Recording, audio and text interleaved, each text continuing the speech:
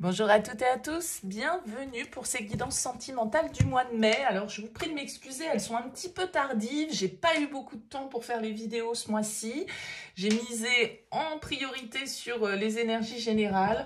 J'essaye de rattraper le temps perdu et de vous proposer un tirage sentimental par signe astrologique. Donc les tirages vont arriver au fur et à mesure de mon avancée et du temps que je vais pouvoir y accorder. On va aller voir comme d'habitude à l'aide du tarot les énergies qui peuvent se présenter à vous sur ce mois. Alors ça va être un tirage relationnel, ça va donc sous-entendre qu'il y a quelqu'un dans votre tête, dans votre vie, ou quelqu'un qui arrive pour vous sur ce mois de mai. Bien sûr, ça reste général, donc ça ne pourra pas parler à tout le monde, hein. Vous prenez uniquement si ça fait écho pour vous, vous laissez de côté si ça ne vous parle pas. Vous pouvez aller voir votre signe lunaire, votre signe ascendant. Ça permet de faire un petit mélange de tout ça et puis d'adapter le message à votre situation. Et puis, si vous souhaitez développer dans une guidance personnalisée, je suis à votre disposition sur le mail qui apparaît en bas de cette vidéo, lililataro@yahoo.com. Alors, je fais une approche préalable avant la première consultation pour voir si je cerne bien vos énergies et si voilà, il est opportun qu'on continue nos échanges. Donc, dans votre mail, vous me donnez uniquement prénom, date de naissance. Le thème, on va dire, hein, c'est sentimental, c'est pro, c'est financier, pas plus de détails, ne me donnez pas d'éléments complémentaires, ne me posez pas de questions, parce que dans vos questions, il y a déjà des éléments de réponse sur la situation actuelle, et j'aime bien partir d'une page vierge, donc restez le plus succinct possible dans votre contact pour ne pas m'en dire trop. Voilà pour le préambule. Alors, on utilise pour ce mois de mai le Morgan Greer Tarot. Alors, il est pas tout jeune, celui-là, c'est un tarot que j'affectionne particulièrement, je l'utilise dans toutes mes consultations, donc il a un petit peu subi l'épreuve du temps. Mais voilà, c'est lui qu'on va utiliser pour ce mois de mai. On se retrouve tout de suite pour votre tirage. Bienvenue les Capricornes pour les énergies de ce mois de mai. On regarde ici votre énergie, l'énergie de l'autre, la relation, ce que vous attendez, ce que l'autre vous propose, le défi, le conseil et vers quoi tend la relation sur cette fin du mois de mai. Alors vous avez une arcade majeure en haut de deck, les Capricornes, vous avez la roue de fortune. La roue de fortune, elle nous parle d'évolution, de progression, de changement, parfois inattendu. C'est un peu la surprise du destin. Ce sont un peu les cycles de vie, donc voilà, les étapes que l'on passe, les caps à passer, les cycles plus ou moins bons, bien évidemment, mais qui se suivent et qui s'alternent tout au long de notre vie. Donc avec la roue de fortune, on peut nous parler, comme je le disais, d'inattendu, de surprise. On va voir un petit peu comment ressort votre tirage et comment ça vient faire écho aux énergies. Alors, vous avez l'énergie du fou. En face de vous, la 5 de denier. La relation, le jugement. Ce que vous attendez, la 4 de coupe. Ce que l'autre vous propose, la vie d'épée. Le challenge, le défi, c'est la 4 de bâton. Le conseil, c'est l'empereur. Et on sort de ce mois avec la 8 de denier. Ok.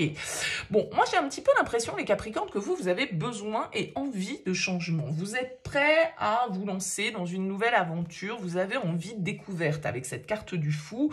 Vous avez envie de légèreté. Vous avez envie de faire les choses comme bon vous semble, de manière assez spontanée. Parce que le fou, il réfléchit pas 105 000 ans avant de faire les choses. Il se lance un petit peu comme ça vers l'inconnu sans tout forcément maîtriser. Il y a un petit côté impulsif, intrépide, aventurier dans cette carte du fou.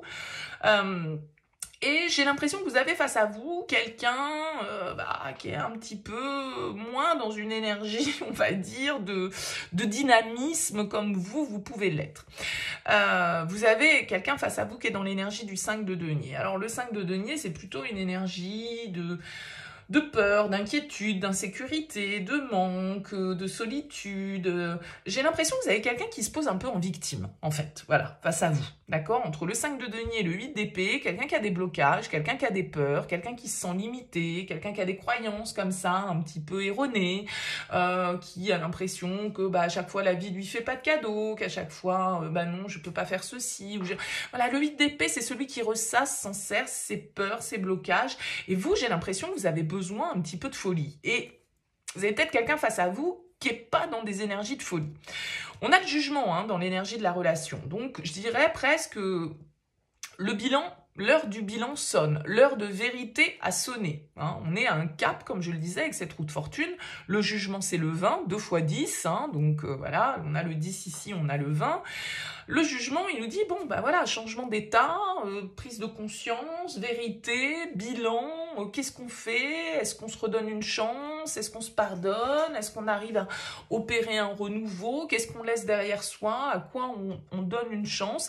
C'est une carte qui va nous parler de renaissance, mais bien évidemment aussi dans la renaissance, il y a une symbolique de mort. Donc, il y a un changement comme ça qui est en train de s'opérer. J'ai l'impression que vous êtes prêt à prendre des risques, vous êtes prêt à vivre l'aventure, vous êtes prêt à un nouveau départ symboliquement, mais que vous avez quelqu'un face à vous, en tout cas, qui est plus dans une appréhension et dans des blocages et dans une certaine forme de déni. Et puis, voilà, pour moi, vous avez, entre guillemets, quelqu'un qui est dans des énergies de victimisation face à vous. Alors, vous avez comme objectif, ce que vous attendez, en tout cas, de l'autre, c'est la 4 de coupe. Moi, j'ai l'impression que vous avez envie de sortir un petit peu là d'un carcan, d'une situation avec le 4 de coupe qui végète un petit peu, qui manque de dynamisme, qui est un petit peu inerte, un petit peu passive. Voilà, j'ai l'impression que vous avez envie de dire à l'autre, bon, bah, qu'est-ce qu'on fait? On y va, on n'y va pas? On la vit cette histoire ou on la vit plus, ou on la vit pas? Ou qu'est-ce qu'on fait qu'est-ce que tu fais de ce que j'ai à te proposer et qu'est-ce que je fais de ce que tu me proposes? Parce que j'ai pas l'impression que j'ai l'impression que t'es bloqué, j'ai l'impression que t'as peur, j'ai l'impression que, voilà, tu veux pas voir certaines vérités, que tu te mens à toi-même, que du coup tu te mets un petit peu dans cette position d'exclus et de rejet. Et moi, avec la 4 de coupe, bah, j'ai un peu envie de sortir de la routine, j'ai un peu envie de sortir d'une situation qui végète peut-être un petit peu. J'ai l'impression que voilà, vous êtes dans un dynamisme où vous avez envie que les choses bougent, que les choses avancent, et vous pouvez avoir quelqu'un qui n'est pas prêt à cette progression, à cette évolution. Ok ?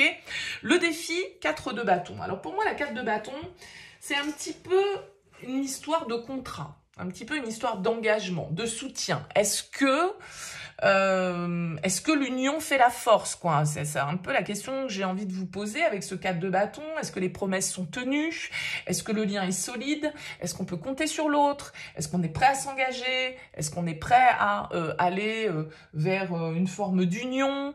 Voyez, j'ai l'impression qu'on pourrait être un petit peu dans ce questionnement-là pour vous, les Capricornes, sur ce mois de mai. Peut-être que vous vous sentez, si vous êtes engagé avec cette personne, face à vous, là, vous pourriez vous poser la question, quoi, de l'engagement.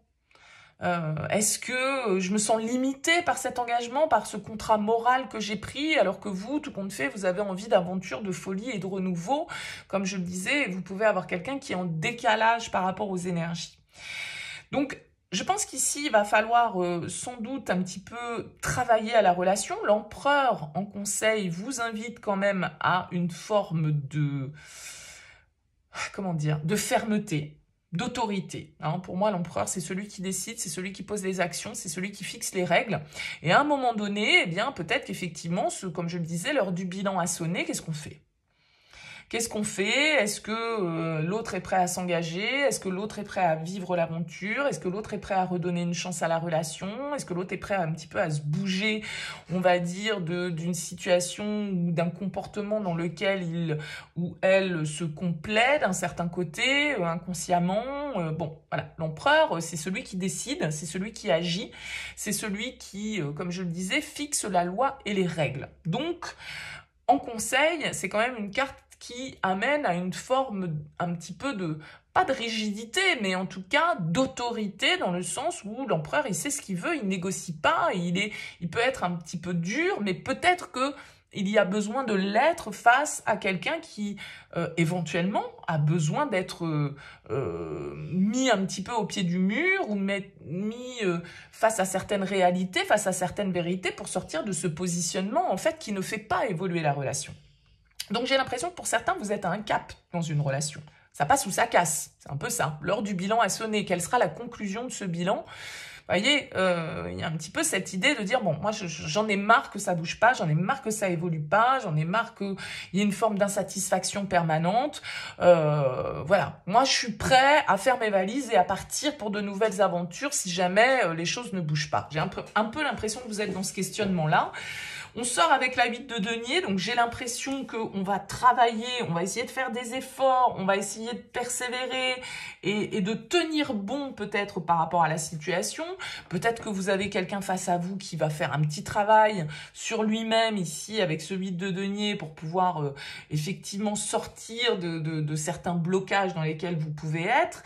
Mais la 8 de denier, elle pourrait nous indiquer aussi que du coup, on reste concentré sur ses objectifs, on tient bon, cette fermeté qui ressortait en conseil avec l'empereur, ou que vous êtes très orienté sur le domaine de vos activités, sur le boulot, vous vous concentrez là-dessus les Capricornes, parce que dans la relation sentimentale, il y a un manque d'effervescence et un manque de dynamisme qui fait que du coup, vous concentrez votre énergie ailleurs. Ça pourrait tout à fait être ça aussi, et bien évidemment, ça peut n'être que momentané, mais c'est pour ça que je disais, il y a à travailler sur la relation avec ce 8 de denier, parce que vous avez quelqu'un qui n'est pas forcément au top de sa forme, au top de ses énergies, qui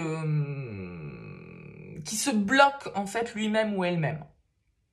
Ça peut être lié à son histoire, à son parcours, voilà, aux peurs, aux blocages qui ne sont pas encore déverrouillés ici et qui du coup pour moi mettent en péril la stabilité du lien, parce qu'il y a quand même 3 fois le chiffre 4 qui ressort, qui normalement est un chiffre de stabilité, de construction, voilà, c'est solide, mais du coup la solidité du lien est peut-être mise à mal par un manque de positivité de l'autre, le fait que avec ce 5 de denier, vous pouvez avoir un partenaire qui ne voit que ce qui manque, que ce qu'il n'y a pas, que ce qu'on n'a pas, que ce qu'on n'est pas, et qui ne voit pas ce que l'on a. Il est plutôt le partenaire focalisé sur le vide et sur le manque. Donc, c'est celui ou celle qui voit le verre à moitié vide plutôt que de le voir à moitié plein, qui voit les défauts plutôt que les qualités, qui voit les options et les scénarios négatifs plutôt que voilà, de regarder la situation et l'évolution et l'avenir sous un angle optimiste. Donc, vous voyez, vous pouvez avoir quelqu'un qui est dans ces énergies-là. Bon, donc je pense qu'ici, vous avez envie un petit peu de changement, d'évolution, d'action. Et l'action, ça va être à vous de la poser avec l'empereur. Alors là, chacun agira bien évidemment dans le sens qui lui semble le plus juste. Ça reste un tirage général, mais voilà pour moi un petit peu l'ambiance pour vous pour ce mois de mai, les Capricornes. Alors dites-moi, laissez-moi un petit mot, un commentaire sous la vidéo pour me dire comment ça aura vibré pour vous. Merci en tout cas pour votre écoute, votre présence. Je vous dis à très vite.